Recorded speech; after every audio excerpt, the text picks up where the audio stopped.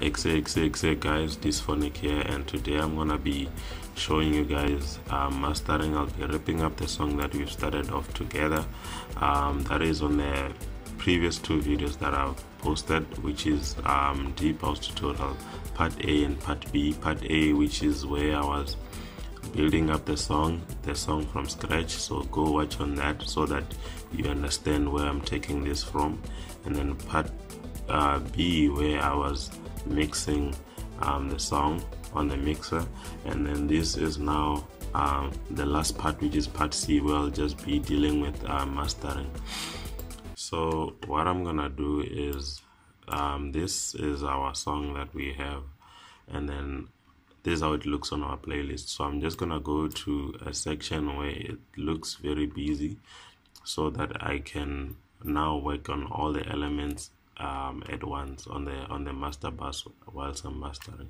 So this is the section that I'm gonna focus on. As you can see, everything is stacked on this section. Everything is playing at the same time. So I know once I loop this and go to the master bus, I'm actually gonna be listening to each and every element on the song. So this is how our mixer looks like, and I've done the mixing already on our previous video. And then the mix was, I was very confident about the mix, which was not above 6 decibels. So let's just play the song itself. So as you can see, the song is not going above 6 decibels. So just make sure that 6 decibels is your threshold whilst you're still busy with mixing. And then that's where comes in the definition of mastering, of which I believe the definition of mastering to be to actually enhance your song to sound as loud as possible, and also to make the individual elements of which you prefer to be loud than others. So if you want your lows to sound higher, if you want your lows to sound louder, then you can do that. If you want to cut the highs, you can do that on the master. That's what I believe mastering to be, but there are many definitions of mastering. That's how I just conceptualize it. So I'm gonna quickly explain a bit of fundamentals here on the master, of which you need to take very good note of. So there are 10 slots here. As you can see, we're on our master bus. There's our master bus. So there are 10 slots here. This is where you plug in your generators or whatever you call them, plugins. But then there's an order, so you can't just put plugins in whatever order. You can't do that. You have to know where you're going with what you're doing. So the effect of putting a reverb on slot 1 and an EQ on slot 5 is not the same as the effect of putting an EQ over here and a reverb here. Let me just quickly demonstrate what I'm talking about, and I'll just use a limiter for that, and a limiter and a compressor. So let's play the song. So notice what happens. The song is limited over here at 6 decibels. Let's add a fruity limiter right at the bottom, and let's limit the song to 12 decibels. Alright, that's 12 decibels. So that's what the limiter does. It limits the song to whatever decibel value that you have assigned. So now let's put a multi-band compressor.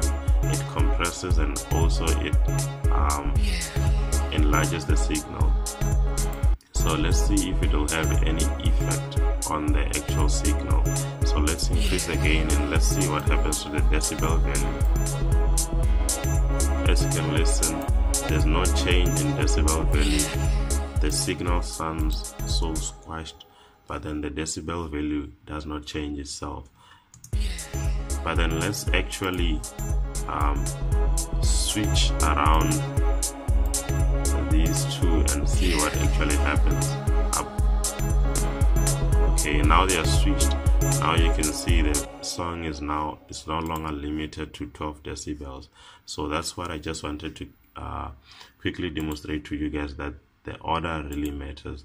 So with that being said, what I do is I put my Fruity limiter at the very end so that it actually does its job, which is to limit everything that is above it. Well, that depends. If you want to limit slot 3 and 2 and 1, then you can just put your limiter here, but I want my limiter to be my guider to limit each and everything that I add on my master bus. So I'm just gonna put my limiter there. It's already set to limiter ceiling of 0 decibels, so that's fine. And then at the very end, I'm just gonna go add a loudness meter. I'm not sure if I still have it.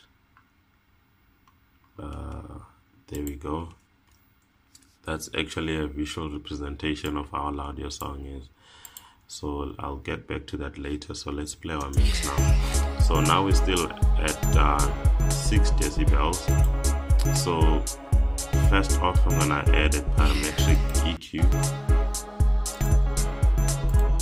Increase the volume.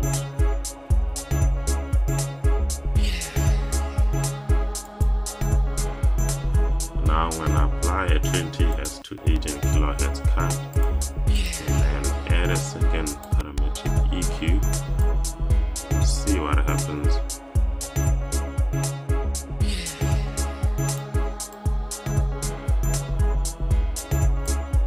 So what I can do with my song is, I think it sounds a bit nice when I cut down a little bit of my lows.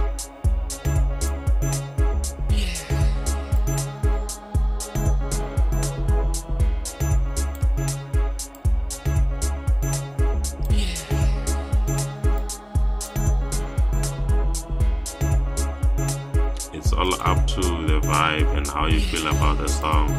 So what I feel now is that I'd like my song to have a bit of highs on it, and that's boosting the highs over there that I'm doing. But then you have to be very careful with what you do with your EQs on the master bus, because the effect that it has, it's so huge. So when I increase that, you can now tell that it's so high, and then so you just have to be very careful. That sounds okay for now. And then now what I can do is I can add a Fruity multi-band compressor, and then they have some really nice presets over here. Depends how you wanna go about toning your song. You can go select the sub pump if you wanna, boost the bass on your song, but then that's not what I'm about. Maybe the techno lift, let's listen to how it sounds. But then the song is very low. So let me just go for compression 4.4, actually compression 6.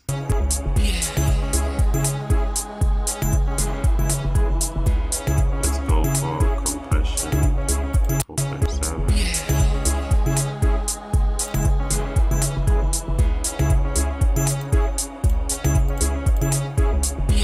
And I'm just gonna increase the gain a bit.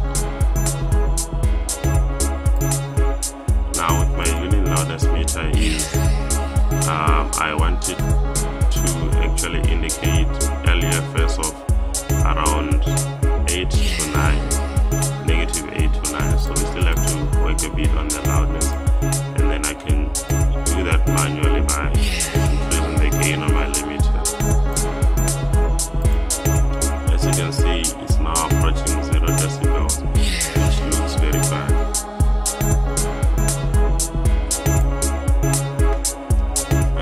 LUFS is now reading negative 11.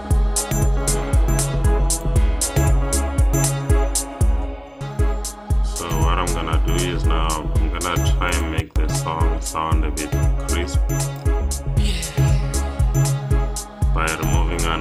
frequencies.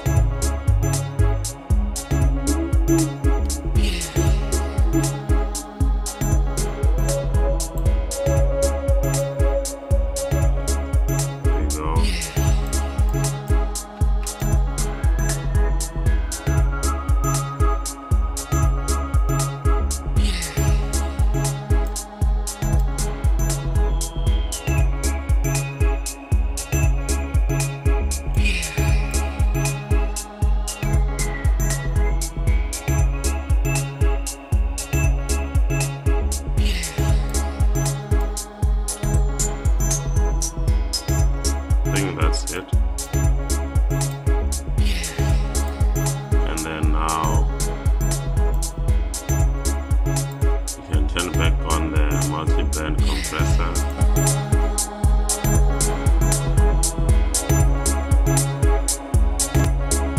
Almost 0 decibels.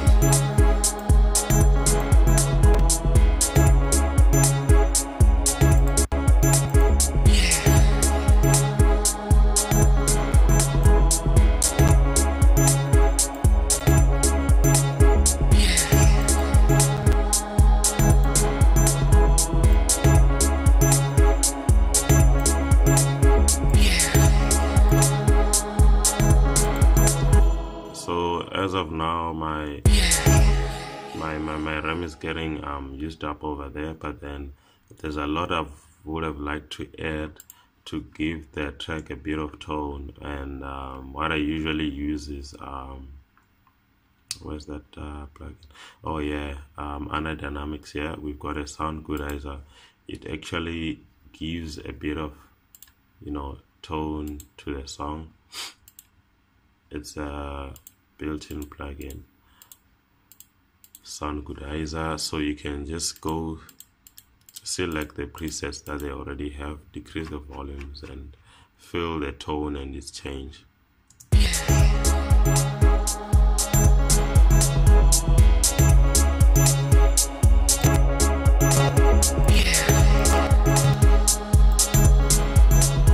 That sounds okay. It's all about giving texture.